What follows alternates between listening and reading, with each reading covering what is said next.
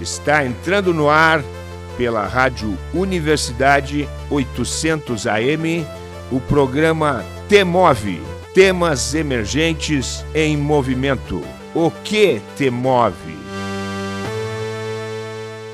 Olá, ouvintes do T-Move! Está começando a 4ª temporada do programa de entrevistas T-Move.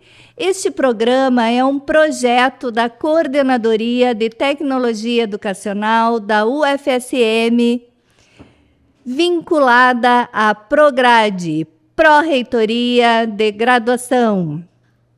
Eu sou a Maria Aparecida Zolim, pedagoga da Coordenadoria de Tecnologia Educacional e apresentadora deste programa aqui nos estúdios da Rádio Universidade 800 AM e 107.9 FM. Hoje estamos com o Christian Evandro Senen, que é técnico em educação na Coordenadoria de Tecnologia Educacional, CTE, da Universidade Federal de Santa Maria. O Christian é nosso colega na CTE. Graduado em Pedagogia, com ênfase em Educação Especial pela Universidade de Santa Cruz do Sul.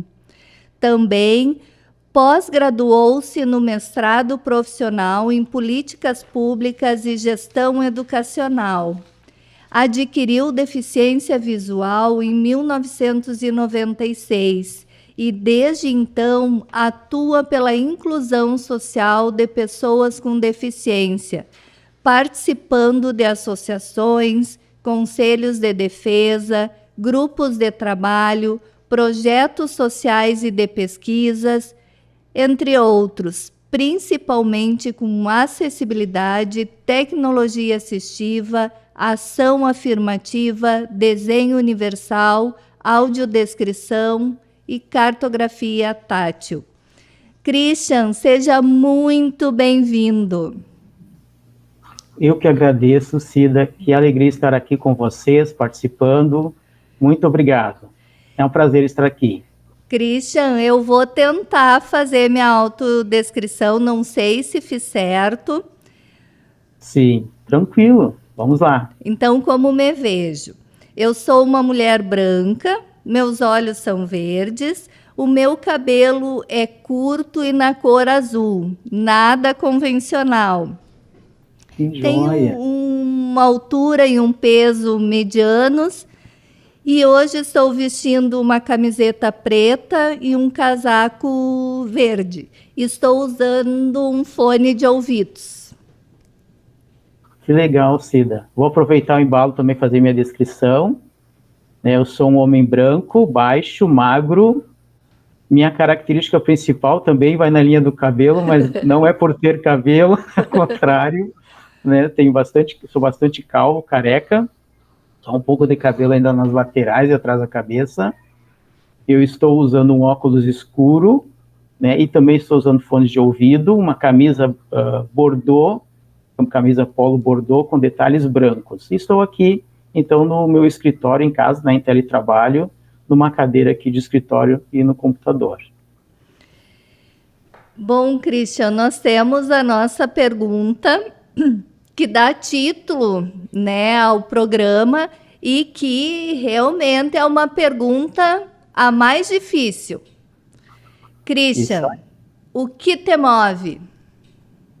É uma pergunta difícil mesmo, Cida, e inicialmente, como já apareceu na minha apresentação, o que me move hoje é a inclusão da pessoa com deficiência ou com mobilidade reduzida, para que nós consigamos ter também mais autonomia, independência, liberdade, na sociedade para ir e vir, conviver, estudar, trabalhar, passear e assim por diante.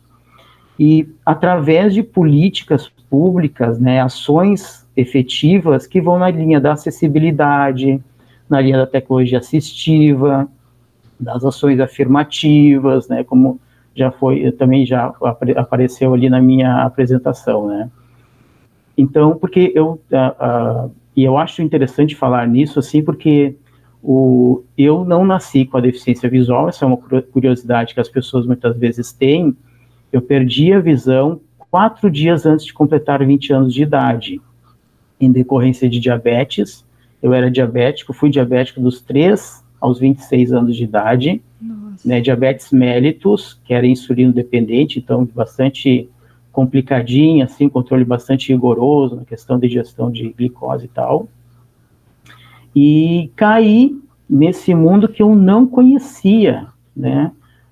Não quero dizer que o mundo é um outro lugar onde as pessoas com deficiência estão, mas parecia para mim naquela época que sim, porque eu desconhecia totalmente todas essas questões relacionadas a relacionamento, a acessibilidade, né, a interação e assim por diante com esse público. Eu simplesmente não via pessoas com deficiência, mesmo que elas estivessem ao meu redor, né, ou não prestava atenção.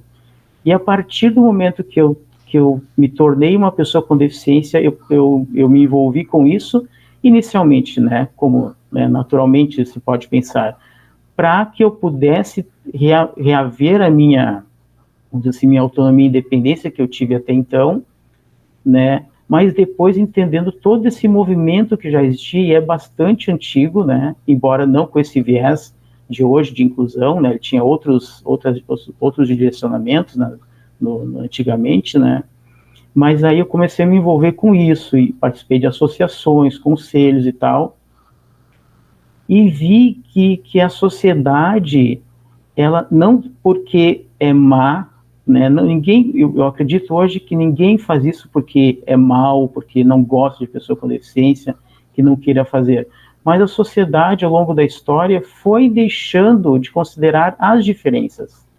As pessoas que veem não pelos olhos, que ouvem não pelos ouvidos, e caminham não pelas pernas, né, e assim por diante, ou que pensam em outros patamares do que aqueles que nós estamos habituados, né.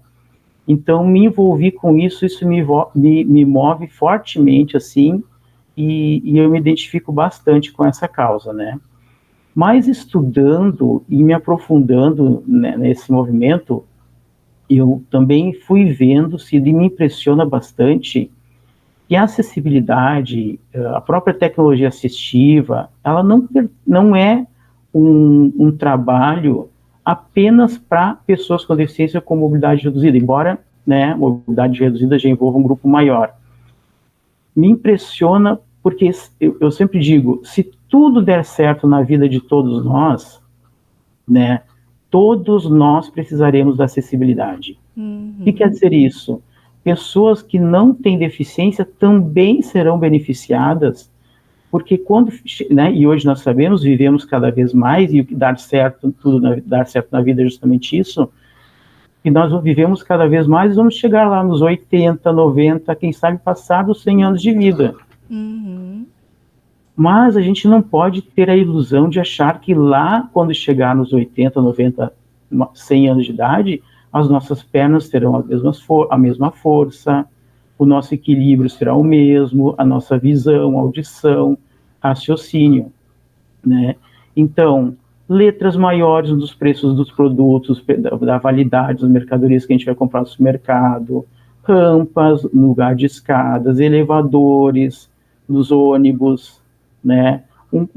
Internet, né? Sites e portais com recursos para aumentar a letra, mudar o contraste de cor, descrição das imagens, tudo isso e muito mais vai fazer parte de todos nós mais cedo ou mais tarde.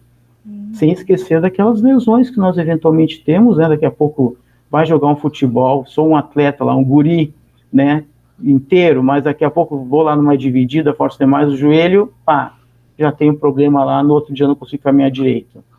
Como é que eu subo uma escada? Né, e assim por diante. Eu sempre uso como exemplo, eu gosto muito desse exemplo, que é da rampa. Uhum. A rampa, né, 1,20 m de largura, né, do mínimo, 8,33 graus de inclinação, para não ser muito forte, né, ser uma inclinação bem leve e tal, foi pensada inicialmente para pessoas em cadeira de rodas. Mas se nós analisarmos hoje, qualquer rampa que tem por aí é mais usada do que escada. E é usada por quem? pela pessoa com cadeira de rodas, pela senhora que está vindo com o carrinho de compras da feira, pela criança que está com a mochilinha dela de rodas, né?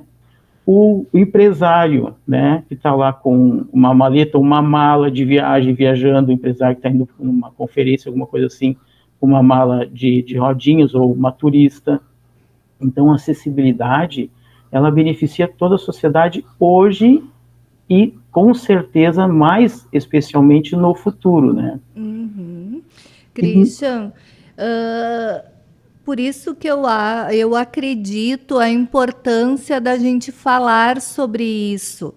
Eu lembro que que começou, pelo menos que eu comecei a ouvir a questão da acessibilidade, foi lá por 2004, 2005, que eu estava na escola e nós recebemos uma aluna cadeirante. E a escola, uma escola muito antiga, não tinha rampa, não tinha como ela entrar na escola. O dentro da escola era fácil resolver, porque era só ela usar as salas, era 2 pisos. Então, dentro da escola era fácil de resolver. Mas para chegar até a escola era assim muito complicado, então teve que correr com recursos próprios da escola, que sabe que é muito difícil a escola ter, para fazer uma rampa improvisada para que ela entrasse. Então, a escola se mobilizou no momento que surgiu a necessidade. E não pode ser assim, né? Então, por isso a importância da gente falar sobre isso. E a acessibilidade para todos, como tu disseste. A acessibilidade é a marca registrada desse momento histórico que nós estamos, que nós chamamos de inclusão. Antes, até a gente fala em acessibilidade e tecnologia assistiva, né? A tecnologia, o exemplo também clássico, uma pessoa em cadeira de rodas, né, descendo uma rampa na esquina da faixa de segurança, né? A rampa, como eu falei antes, é acessibilidade. Ela está na sociedade, ela serve a todos. A tecnologia assistiva, a cadeira de rodas é tecnologia assistiva. É a cadeira de rodas para aquele indivíduo, né, conforme o peso, a característica da deficiência dele, a força dele, e assim por diante. Pode ser uma cadeira manual, pode ser uma cadeira motorizada, assim por diante. No meu caso, por exemplo, né, a bengala branca, a bengala guia, né, é a tecnologia assistiva. O piso tátil nas calçadas é a acessibilidade. Piso tátil também que vai servir para outras pessoas também, pode se usar até. A gente hoje tem visto muito a questão do Alzheimer, questões de demência, né, pode ser um sinalizador também, né, e outras tantas características, baixa visão, e assim por diante, né. Então, mas assim, a acessibilidade, o que acontecia antes, antes de existir a acessibilidade, a primeira legislação brasileira é do ano 2000, Lei 10.098. Antes da acessibilidade surgiu o quê? A tecnologia assistiva, que é a cadeira de rodas, é a bengala, é a prótese e tal. Por quê? Porque inicialmente se pensou no movimento de cura ou de normalização da pessoa com deficiência. Não se pensava na modificação da sociedade, né? Por isso que antigamente se dava o nome de integração da pessoa com deficiência e não de inclusão. E o que era a integração? Era a pessoa com deficiência ficar o mais normal possível e se virar.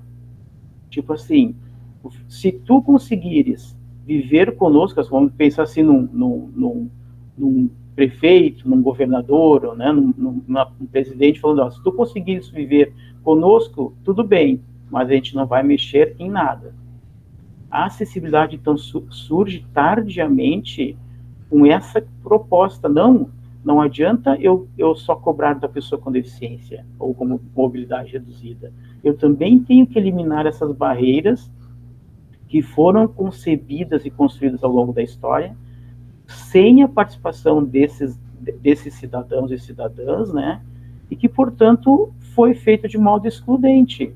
né? Não se pensou por que se fez uma escada e não se fez uma rampa, né? Por que se fez um texto escrito apenas em tinta e não se valorizou mais o sistema Braille, né? Por exemplo, por que se valoriza tanto a língua falada e não se valoriza tanto a língua manual, a Libras, né? Então, tudo isso passou a ser pensado só agora no século XXI, né? Felizmente, né? Claro, melhor teria sido se fosse muito antes, e por isso que nós estamos correndo atrás, né? Agora para tentar, vamos dizer assim, corrigir, né? E a gente sabe que não fica sempre tão bom, né, Cida?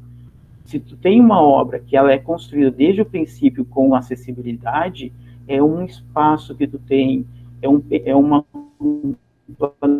planejamento todo para adequar aquilo ali corretamente. Mas se tu vais fazer um ajuste, um remendo, como eu costumo dizer, não fica a mesma coisa, mas, enfim, melhor do que nada, né? Sim, com certeza. Christian, a questão da tua perda de visão, ela foi gradual? E se ela foi gradual, com que idade começou? Que com 16 anos tu perdeu totalmente a visão. Com que idade começou essa perda? Como eu falei antes, eu era diabético, né, desde os 3 aninhos de idade, e nesse aspecto também, na mesma pergunta do que me move ainda, também, né, trazendo ela junto, né, Cida? Uhum. Desde pequeno, o cuidado com a saúde também algo que me move bastante, né? Eu então não podia comer doces, né? Imagina, eu nasci em 76, 79, então foi descoberto que eu tinha diabetes, assim, com muita dificuldade, né? Também meus pais são do interior, não tinham toda a instrução, a medicina também aqui da região também não era tão ainda apropriada desses conhecimentos, então foi bastante complicado, mas desde o início então eu passei a fazer insulina. Hoje as insulinas são até bem sofisticadas, então, mas eu lembro que na época eu fazia uma insulina suíno-bovina. Nossa. E hoje são todas humanas, já todas super melhores, assim, né? E aí, desde o início, então, a eliminação de doces e tal, né? Mas eu sempre tinha muito desejo, eu era assim, ó, era impressionante a vontade que eu tinha de comer doces. E eu sempre ouvi, eu sempre gosto de falar sobre isso, né, Cida, aqui, para esclarecer, eu sempre ouvi assim, não, só porque é proibido. Não, vão ter que educar esse teu filho, porque, diziam para os meus pais, porque só porque é proibido ele quer comer doce. Doce nem é tão importante. As pessoas diziam, né, eu próprio não gosto tanto de doces, prefiro salgados. Por que ele quer comer tanto doces? Tempos depois, estudando agora a questão de 10, 15 anos atrás, me chamou muita atenção. A gente começa, então, a ter mais consciência das coisas, que o que é doce? O que é energia no nosso corpo? É glicose. Nós crescemos, nos mantemos e nos desenvolvemos porque nós precisamos de energia. E a energia vem do que? Da glicose. Claro, pode ser a frutose e outros tantos açúcares, né? Imagine uma criança em pleno desenvolvimento, né, crescendo, tendo que crescer, sem energia. É mais ou menos como dizer uma pessoa no deserto sem água. É impossível tu ficar sem água no deserto, assim como uma criança e um adolescente estão crescendo, é impossível ficar sem energia. Eu faço até uma comparação. A mãe disse que quando eu tinha 2 aninhos de idade, eu tinha 92 centímetros de altura. O meu irmão mais novo, né, ele tinha 91 centímetros de altura. E para ela, a mãe sempre acreditou muito nisso, né? Ela disse que o meu irmão hoje tem 1,82 m. Quer dizer que nos 2 anos de idade era metade da altura que nós teríamos na fase adulta. Eu cheguei a 1,61 m. Era para ter 1,84 m, tinha 92 centímetros, cheguei a 1,61 m. Por quê? Porque eu não tive energia suficiente para crescer. Claro, isso não é problema. A altura não é documento, como a gente diz, né? Sim. É super tranquilo isso. Mas assim, então, e aí por que eu falei tudo isso, Cida? Porque quando eu tinha oportunidade, eu sempre dava uma escapadinha para comer algum doce. Isso era uma coisa impressionante. Eu lembro de coisas docíssimas que hoje não me descem e na época eu adorava. Por exemplo, aquele caldo de pêssego de lata. Se abrisse em casa, meu Deus, eu tinha que dar uma escapada, pegar uma colheradinha lá para poder provar. Bom, cresci tranquilamente, né, desse jeito, mas fui crescendo e tal. E aí chega a fase da adolescência, né, primeiros passos, eu comecei a sair, assim, até não foi tão cedo, ali por 16, 17 anos de idade, né, eu era bastante tímido, e comecei a sair, e a gente sabe como é que é a coisa na rua, né, Cida? O homem, o exemplo de homem que nós temos é o homem que faz o quê? Que bebe. Uhum. Não é o homem de verdade quem não bebe. Isso é impressionante como entra na nossa cabeça. Eu, naturalmente, né, com pai, com tios, com amigos, vizinhos e tal, que todos bebiam e tinham como todos, né, sempre essa questão de que isso sim era sinal de ser homem, além da questão do cigarro. Em Santa Cruz do Sul tem muito essa questão também, né, ser homem. Na época tinha até aquelas propagandas do Marlboro, Free, toda aquele marketing assim, da masculinidade, da liberdade, do cigarro, né? Fui para a festa, todos bebiam e eu entrei no embalo. Nossa. Né? E aí não tinha como dar certo, né, Cida? Sim. Aí toda do açúcar por um lado, o álcool do outro, aquele sobe e desce da glicose, né? Comecei a ter problemas ali por volta dos 18 anos de idade, né? Então, pequenas manchas que só apareciam dentro do meu olho, né? Que já era o princípio da retinopatia diabética, que é quando os pequenos vasos sanguíneos que irrigam o globo ocular começam a entupir, inflam e explodem, causando microhemorragias. Qual é que era o risco? O risco era de muitos desses pequenos vasos sanguíneos entupirem ao mesmo tempo e causarem uma macrohemorragia.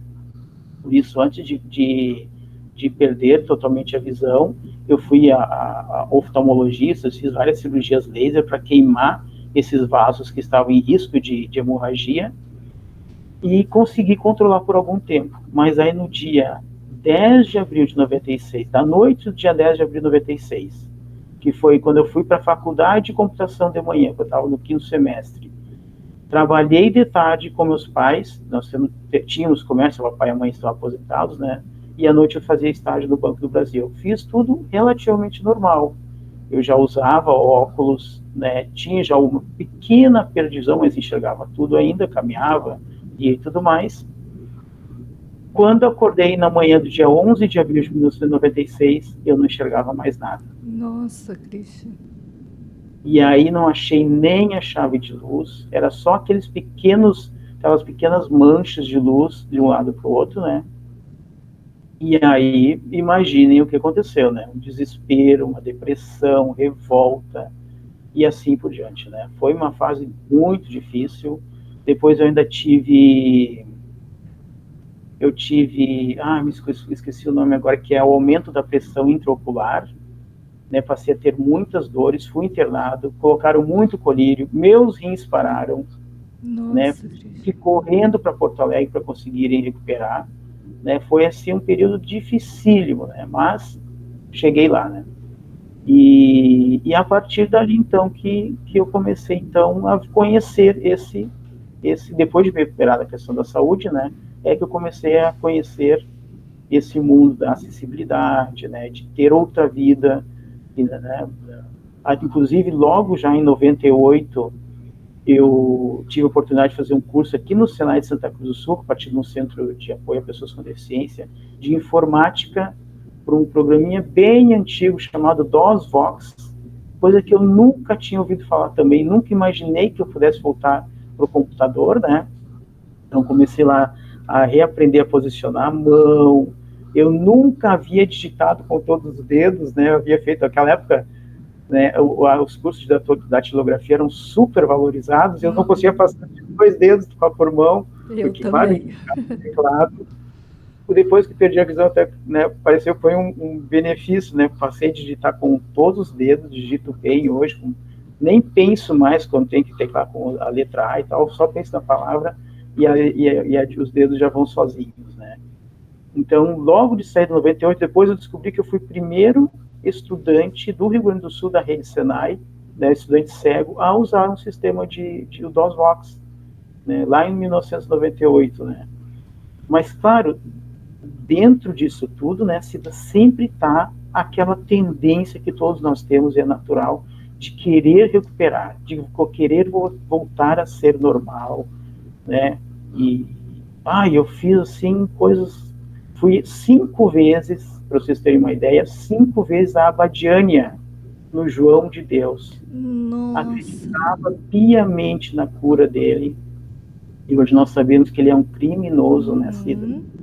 Então, fomos lá, 36, de ônibus, 36 horas de ida, 36 horas de volta, para ficar lá 3, 4 dias, né, e não mudar nada, mas sempre com aquela fé muito grande de que voltaria a enxergar, né, e sempre, então, mesclando essas questões todas, né, de vida, voltar a viver, não ficar parado, né, voltar a recuperar a visão, não ficar só dentro de casa, vou pensar em trabalhar de novo, voltar a estudar. Então, sempre toda essa mistura toda, assim, para voltar a viver, né?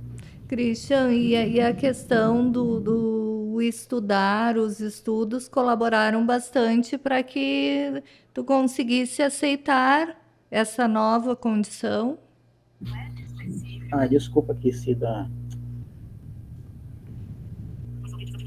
O seu celular aqui começou a falar comigo. Tranquilo. Sim, o estudar foi importantíssimo, né? Embora o primeiro passo que eu tenha dado, claro, eu já fazia esses cursos, então, que nem o de informática, nesse centro de pessoas com deficiência também fazia outros pequenos cursos, né? Mas, assim, primeiramente, o primeiro passo foi conseguir um emprego de novo, e eu consegui aqui na Universidade de Santa Cruz, onde eu estudava. Claro, tranquei o curso de computação, mas tive a oportunidade de voltar a trabalhar ali, aprendendo tudo, né? Assim, entrei porque havia, inclusive isso é muito importante dizer, entrei porque havia uma lei de reserva de vagas para pessoas com deficiência. Aqui eles fizeram com que eu fosse, durante 6 meses, meio ano, toda semana visitar o RH para saber do meu interesse. Queria saber, olha, esse guri quer trabalhar ou só quer ficar aqui parado, né? E fui durante 6 meses, claro, sempre com meus pais, né, me conduzindo. Eu não sabia ainda caminhar sozinho com a bengala guia, estava recém aprendendo, tinha muito medo e tal.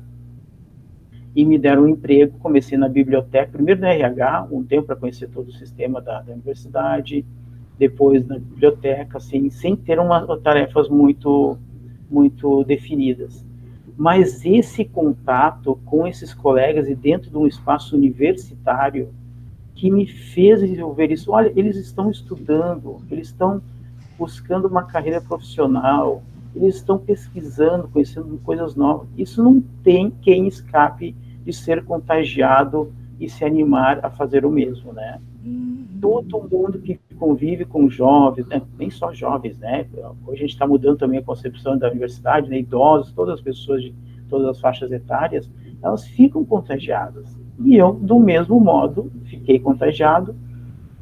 Só que na época eu não via, assim, essa possibilidade na computação, né? Hoje, não que eu me arrependa, mas eu poderia ter terminado aquela faculdade e depois ter ido para a pedagogia, que é o curso que eu fiz depois. E fui para a pedagogia por incentivo de uma namorada, né, que fazia também pedagogia com ênfase em educação especial. Eu já era bem, o termo que eu gosto de dizer, era bem metido mesmo, né, assim, participava de associações, falava bastante. Depois me envolvi também com o Conselho de Defesa das Pessoas com Deficiência. Eu participava de igrejas, era convidado a dar depoimentos, fazia entrevista em jornal, até alguns eu não gosto muito hoje, assim, como tipo, Christian, exemplo de superação. Não gosto muito dessa palavra superação, porque dá um certo ar de, tipo assim, ele consegue se virar sozinho, a gente não precisa fazer nada, não precisa modificar nada, que também não pode ser, né? Então, aí eu fui me envolvendo e fui para pedagogia com ênfase em educação especial, aprofundei toda essa parte de aprendizagem, né, e relacionado bastante à inclusão educacional da pessoa com deficiência ou com dificuldade de aprendizagem, também esse grupo maior. E a partir dali não parei mais. Foi muito importante. Eu acho que até foi, nesse aspecto, foi uma escolha melhor a pedagogia, porque eu fui mais reconhecido, mais valorizado. Talvez na computação eu fosse visto como um estranho e ficasse um pouquinho de lado, né? Porque ninguém, né, como eu não estava antes de perder a visão, meus colegas provavelmente também não estariam assim muito assim acostumados a ter um colega com deficiência visual, um colega cego, e o que não aconteceu na pedagogia. Eu fui muito acolhido, né? E a partir dali, então, eu comecei a ver que havia campo, havia possibilidade. Me interessei pela informática, me interessei pelo movimento social, fui, assim, aprofundando meus conhecimentos em trabalho, né? E as coisas foram indo. Comecei a namorar, né? Como eu disse, já estava namorando. Uma coisa também bem difícil para quem tem deficiência, a autoestima é muito complicada, né? E a aceitação das outras pessoas, às vezes a gente até tem uma autoestima boa, mas tantas negativas, daqui a pouco tu começa a baixar, né? E hoje estamos aí, assim, né? A vida não é fácil, a saúde, como eu disse antes, ela tem, para mim, assim, um peso bem considerável, né? Eu fiz um transplante depois, porque além da visão, o diabetes também tirou a minha função renal. No ano 2000, eu perdi os rins, que é também uma coisa comum em diabéticos. Né? Fiz hemodiálise por 1 ano e meio, né? Terças, quintas e sábados estava eu lá durante 4 horas com uns palitos de dente cravado nas veias, assim, né? Para fazer para puxar e devolver o sangue filtrado ali, né? E fui abençoado em fazer um transplante no dia 23 de abril de 2002 de rim e de pâncreas. Aí eu brinco que eu sou um caso raro de ex-diabético, porque a diabetes, em princípio, não tem cura. Sim. Mas como eu tenho 2 pâncreas, né, eles não tiram os órgãos naturais, né, eles implantam só, assim, no abdômen. Então, aqui no meu lado direito está um pâncreas implantado, e no meu lado esquerdo está um rim implantado, né. Já vai completar agora, dia 23 de abril, 23 anos, transplante, assim, né, mas que cobra o seu preço, porque os medicamentos, os imunossupressores, eles têm efeitos colaterais, né? Um deles, para mim, que causou, foi o desgaste da articulação das pernas. Então, ali na junção do fêmur com o quadril, o osso ficou mais fraco e afundou, né? Porque já também por consequência do diabetes e tal, os microvasos também foram perdendo a circulação natural. Um osso que não tem a circulação natural, ele não é um osso forte, ele afunda, fica meio quadrado, e com o movimento da perna, ele vai, digamos assim, se desgastando e mastigando a cartilagem e assim por diante. Então, eu coloquei agora em 2021 uma prótese na perna esquerda, ali na junção, né, não aquela prótese externa, a prótese interna, aquela dentro, a gente chama de platina antigamente, né? Sim. E a perna direita está ainda com um pequeno desgaste. Mas eu falo isso, assim, até aproveitando, né? Não para que se tenha pena. Eu falo porque são fatos, né? Os nossos ouvintes aí que estão ouvindo, estão, né, acompanhando a nossa entrevista aí. Isso é muito importante, gente. Quando a gente fala em dificuldades, lutas que nós temos, né? Isso é muito natural em relação a pessoas com deficiência, não é para ter pena. Eu sou até um pouco direto demais para dizer assim que pena não nos adianta de nada. Sim. Eu acho até que é uma defesa da pessoa que está sentindo a pena para ela simplesmente demonstrar alguma coisa e não fazer nada, sair fora sem ajudar. Quer ajudar, dá um oi, conversa com a pessoa, se conseguir ajude ela, sei lá, atravessar a rua, a orientar, descrever alguma coisa, né? O que tem ao redor, sabe, né? Precisa de alguma ajuda, sempre perguntando antes o que ela precisa, porque quando a gente fala, não é para que ter, né? Assim, nós estamos nessa questão de vitimismo, né? Hoje a gente ouve muita coisa, tá com esse discurso de vítima. Claro que existe esse discurso de vítima, claro que existem muitas pessoas que usam esse discurso para ter vantagem, mas os fatos são os fatos, né? A gente passa por dificuldades, a gente tem maiores desgastes, né? E assim por diante. E além do que também, outra coisa que é importante falar, é que doença é uma coisa e deficiência é outra. Há pessoas com deficiência que são absolutamente saudáveis. Absolutamente saudáveis. Perderam a visão lá no nascimento, por causa que tiveram no nascimento prematuro, perderam na incubadora e tal, e hoje não tem nenhuma doença, são absolutamente saudáveis. Christian, nós estávamos falando no Pedro Demo, né, antes de entrarmos no ar, e ele fala, né, na questão dos inhos, né, pobrezinho, coitadinho, que é uma forma de exclusão, né, é pobrezinho, ele não vai aprender, ou o pobrezinho, o coitadinho acaba, é uma forma de diminuir o outro, né. Então, eu acredito que a questão da pena entra nessa questão também, né? O pobrezinho. Não, tu és um profissional, uma pessoa exatamente igual a mim, né? Com as nossas diferenças, mas com um potencial exatamente igual, né? Exatamente. E Cida, eu acho assim, eu reflito bastante sobre isso também.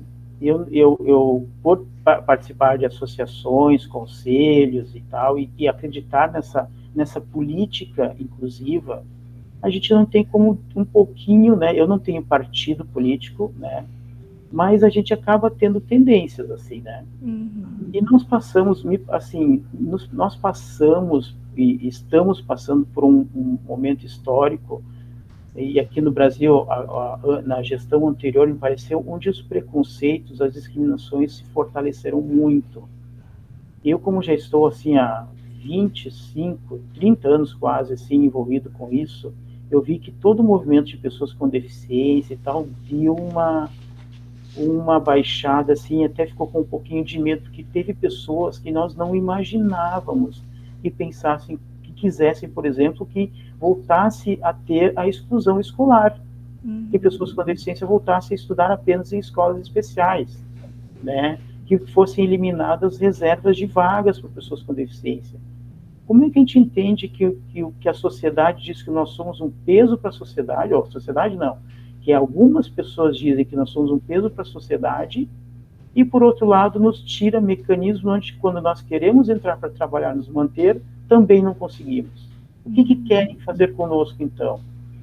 E nesse aspecto, e eu penso, eu posso estar sendo errado e talvez até um pouquinho injusto, mas a gente vê que alguns marcos, algumas etiquetas, elas só existem por conta das polarizações. E uma etiqueta que eu falo muito assim é a etiqueta do normal e do anormal. Algumas pessoas, seja pelo motivo que for, me parece que precisam ter para si e para os seus iguais, digamos assim, essa certeza de que elas são normais e de que, portanto, elas são superiores. Aquela história assim, até parece ingênua. Às vezes as pessoas, muitas vezes até, as pessoas falam isso sem pensar, não é por maldade, mas às vezes é. Ah, Christian, tu aí de muleta, cego, manco e sorrindo, eu não tenho nada disso e estou reclamando da vida. O que há por trás dessa frase? Tu, Christian, é pior que eu. Entendeu? Então, isso aí a gente percebe. Como é que a gente combate isso, né? E pior ainda quando há políticas que querem que isso se fortaleça. Tipo assim, nós, os normais, os fortes, os santos, né? Aquela coisa também, o santo e o pecador, né? O forte e o fraco, né? O branco e o negro, o heterossexual e o homossexual. Sempre se criando essa polarização para que os brancos, heterossexuais, normais, santos, sejam destacados, né? Enquanto que os outros são os maus. Então, a ralé... Os que precisam ser consertados. Ou coisas piores, como a gente já viu na história, né, Cida?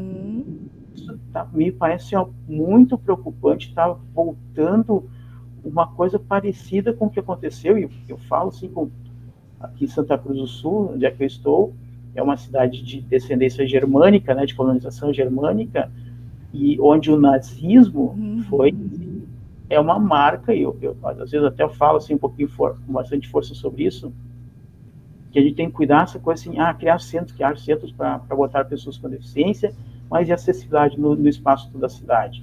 Vamos cuidar, Santa Cruz do Sul, com a questão do que nós já fizemos no passado, não todos, obviamente, né, Cida, mas os nossos antepassados lá atrás, de eliminar os que nós considerávamos inferiores, né, que é a questão eugênica, né, a raça ariana, né, e se é que a gente não está falando também até de um certo higienismo, assim, os feios, os sujos, os imperfeitos, que sejam colocados dentro de espaços fechados, enquanto que na cidade só vão estar os bonitos, os, né, perfeitos e saudáveis e assim por diante, né. Então, mas assim, no fundo, o que há dentro dessa pessoa que precisa disso para se sentir bem? O que há? Eu acho que há medo, há insegurança, não sei, há baixa autoestima. Eu não consigo ver uma pessoa feliz, equilibrada, tranquila fazendo isso. Não consigo. Christian, eu falo muito isso, que a maldade, uma pessoa que é feliz, ela pode cometer algum erro, alguma coisa por ignorância. Sim. E a ignorância, ela tem conserto, né? Aí sim, né? A ignorância não no sentido pejorativo, mas a ignorância no sentido de alguém ignorar um fato. Daí ela pode aprender. Agora, a maldade, eu acho que realmente ela é uma questão muito preocupante, porque só tem essa maldade dentro de si quem é infeliz, né? E a questão do recalque, né? Por que eu quero agredir o outro? Porque é o que está dentro de mim, eu estou vendo no outro. Eu vou lá e agrido, eu diminuo, eu inferiorizo, eu deslegitimizo o outro. Então, assim, realmente, e eu acredito nessa questão, assim, né, do que existem realmente pessoas que fazem algumas coisas por ignorar, por ignorância, mas que tem muita gente que age por maldade, isso tem. E essa questão dos ressurgimentos, né, do nazismo, né, de tendências fascistas, do populismo, do autoritarismo, isso eu acho que é realmente muito preocupante. O Rio Grande do Sul e Santa Catarina são os dois estados que mais células nazistas, né, neonazistas, existentes no país, né? Então, eu acho que realmente a gente tem que falar claramente nisso. É algo que eu tenho dificuldade de entender, porque não é só aqui no Brasil, é no mundo inteiro, né? O fascismo, o neofascismo pintando. Então, assim, realmente é algo muito preocupante. E jovens, né, Christian? Jovens defendendo ideias neonazistas, como é que pode em pleno 2025? Eu entendo um pouco, Cida, pela minha ignorância, e ignorante todos nós somos em algum aspecto, nós não sabemos de tudo, isso é impossível para qualquer ser humano. Concordo. Eu entendo pela minha ignorância absurda na adolescência e na juventude, a gente vai no embalo né, de um amigo, e aquela coisa assim também né, parece que querer ser especial, de querer chamar a atenção, de acreditar que tem algo diferente, assim, uma missão de vida, eu não sei, me parece um pouco, assim, eu já fui um cristão, né, dizendo a palavra certa, um crente muito fervoroso, né, eu já fui altamente preconceituoso, né, depois dessa questão do estudo que a gente falou antes, né, comecei a abrir a minha mente. A ida para o UFSM foi muito importante para mim, porque eu comecei a conhecer outros grupos sociais e de fatias populacionais mais pobres, com demandas diferentes das que eu estava acostumada, que a Universidade aqui de Santa Cruz do Sul, ela é mais elitizada, uma universidade comunitária mais privada, então eu não tinha os mesmos amigos que eu passei a ter na UFSM, e com visões muito diferentes, essa questão toda de ter alimento, de ter hospedagem, isso é muito importante, como é que uma pessoa vai se manter e tal, isso não entrava na minha cabeça até então, né? E então eu comecei a ver o mundo de outros modos e ver que as pessoas, elas precisam ter oportunidades e mudar a sua percepção, né? E os jovens hoje me parece que estão, essa coisa também das redes sociais, de muito fácil comunicação, né? Daqui a pouco tu ouve uma coisa legal, que tu acha legal ali, vamos destacar e tal, a pessoa vai no embalo. Agora, eu lembro eu gosto bastante eu admiro, assim, eu acompanho o Luiz Felipe Pondé. Uhum. E um dia ele estava falando alguma coisa no Linhas Cruzadas, da TV Cultura, eu não me engano, não me lembro o que era, acho que era sobre o poder. Por que o ser humano precisa ter o poder, né? E aí ele termina aquele episódio dizendo assim, porque nós, no fundo, nós não sabemos de onde nós viemos, por que estamos aqui e para onde vamos depois de morrer. Me parece que para algumas pessoas isso é muito pesado, né? A religião, me parece que, embora ela esteja fortalecida, especialmente a evangélica, quem estuda a fundo, eu já li 2 vezes a Bíblia, do início ao fim, sem falar as inúmeras vezes que eu comecei a ler e não terminei fazendo o que a gente chamava de ano bíblico, né? A gente começa a ver algumas coisas assim que daqui a pouco a gente começa a pensar, mas será que esse Deus bíblico ali realmente existe, não foi uma invenção? Mas é uma forma de daqui a pouco ter um poder, daqui a pouco tem ali todo um grupo de pessoas te ouvindo, te seguindo, né, dando atenção para ti, tu te sente com a autoestima massageada, exaltada e tal, não precisa ficar horas estudando, horas lendo inúmeros livros, escrevendo e tal, basta tu ali dar uma pregação, já tem bastante gente te dando atenção e tal. Isso não sei se eu posso estar dando uma viajada grande aqui, mas eu acho que esses atalhos de poder são formas que muita gente tem buscado para conseguir afogar ou disfarçar esse medo interior de quem sou eu? Uhum. O que eu estou fazendo aqui? Será que depois de morrer vai ter vida eterna? Será que, né? Enfim, são coisas que eu fico refletindo também, assim, porque, de fato, para quem estuda, para quem é feliz, para quem tem uma noção maior da vida, né? Ler livros, por exemplo, eu sempre brinco com meus sobrinhos e a criança em geral, você quer aprender a ler a mente de outra pessoa? Leia um livro. Né? A nossa vida é muito curta para poder ter todas as experiências, né? Leia um livro para ver o que as outras pessoas vivem também.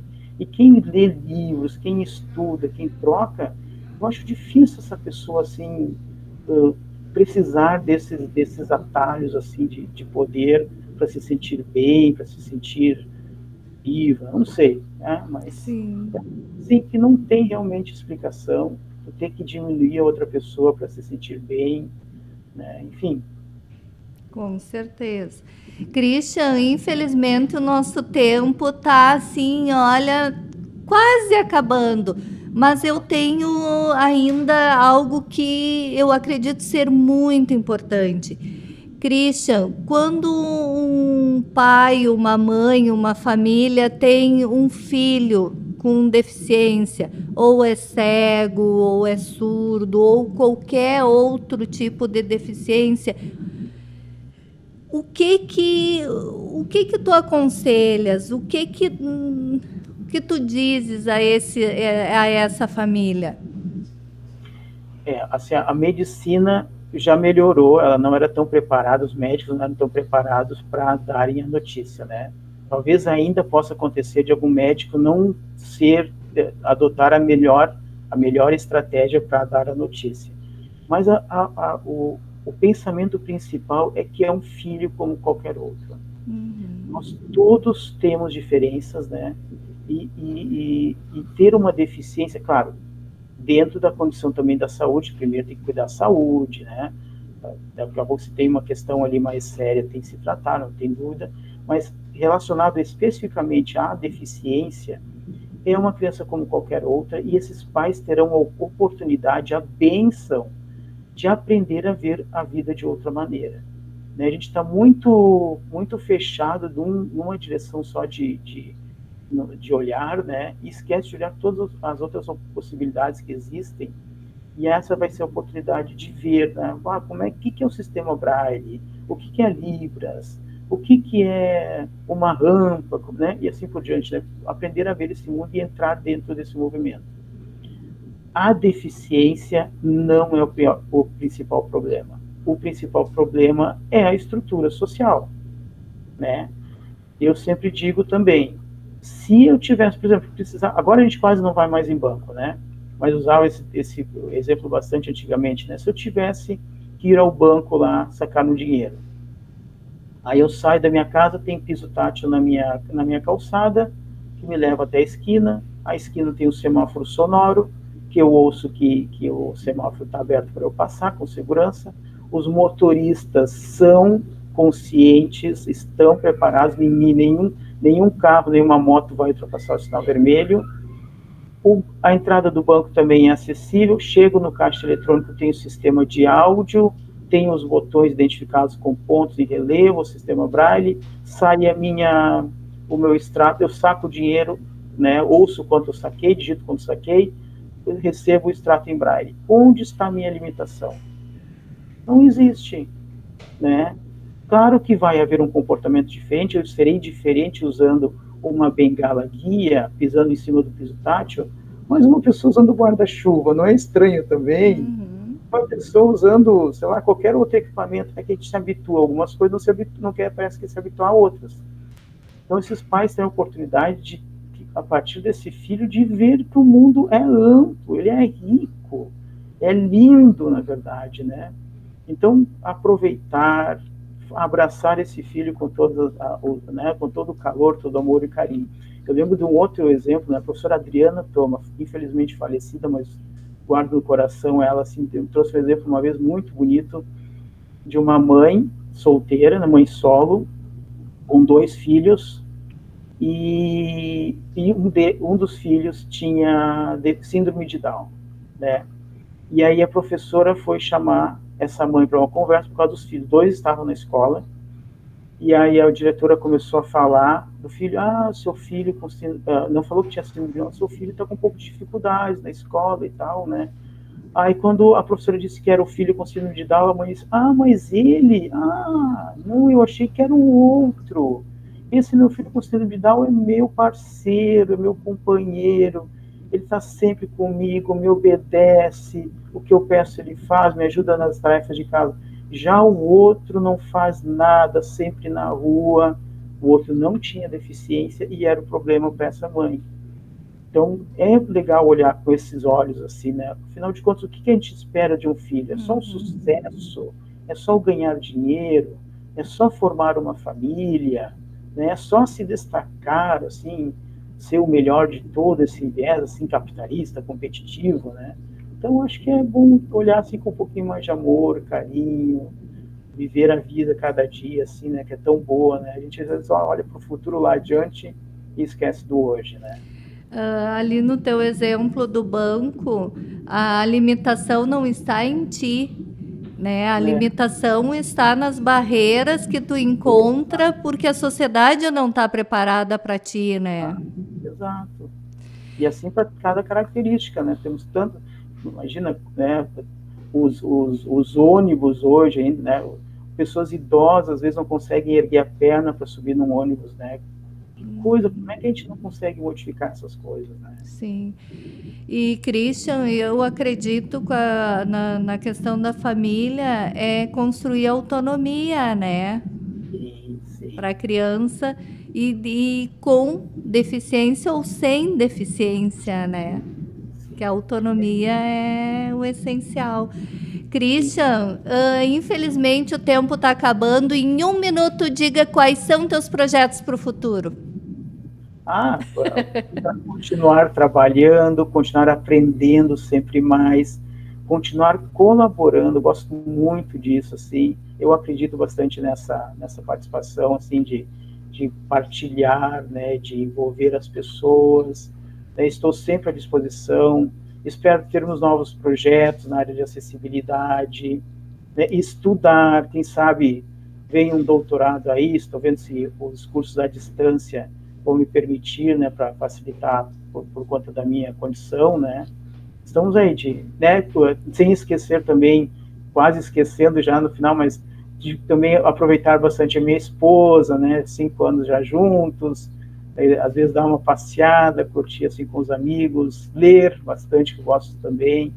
Quem sabe, eu não falei antes também, mas quem sabe escrever alguma coisa, tenho lido bastante, tenho começado a arriscar alguns textos, né? Projetos há bastantes, né? Vamos ver como é que a gente consegue dar conta deles. Sim.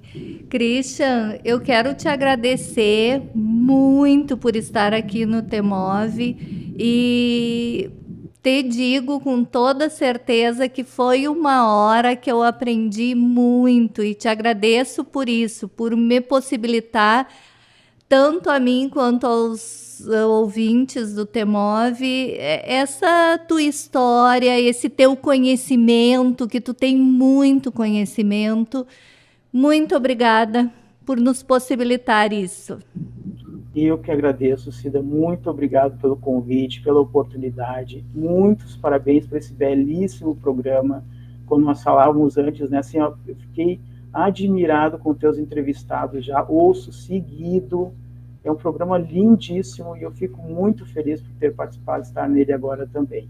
Muito obrigado a ti, aos outros colegas também, outros e outras colegas e a todos os ouvintes aqui que nos acompanharam. Nossa, fiquei muito feliz de saber isso, Christian. Obrigado. Bom, o Temove vai ficando por aqui. Eu sou a pedagoga da CTE, Maria Aparecida Zolim, e a apresentadora deste programa aqui nos estúdios da Rádio Universidade 800 AM e 107.9 FM. Você pode ouvir novamente essa e as outras edições do nosso programa no YouTube, no canal CTE UFSM. Também estamos no Spotify. É só buscar Temove UFSM e ouvir nossos podcasts.